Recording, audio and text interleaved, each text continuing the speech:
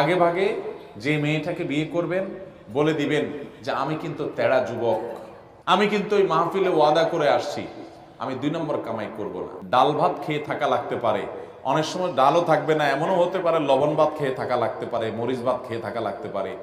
রাজি থাকলে আসো, এগুলা কোনো মুখরোচক গল্প শোনাচ্ছি না তোমাকে।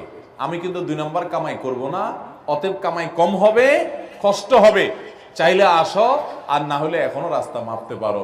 আমাকে আইসা শাড়ি চুড়ির ডিমান্ড দিবা, অন্য চোরদের বউ, ডাকাতদের বউ, দুর্নীতিবাজদের বউ, তারপর রিলিফ চোরদের বউ, হারামখোরদের বউ, তাদের মতো দেখে দেখে কম্পিটিশন করতে পারবা না। তুমি আমার বউ হতে হলে, হালাল খোরের বউ হতে হলে, তুমি সকল লোভ ছেড়ে দিয়ে সততার উপরে থাকার নিয়ত করতে হবে, কষ্ট করে চলার নিয়ত করতে হবে। তবে যারা কষ্ট করে চলার নিয়ত করে, আল্লাহ তাআলা এদেরকে সবচেয়ে সুখে রাখেন, শুধু আখিরাতে না, দুনিয়াতেও।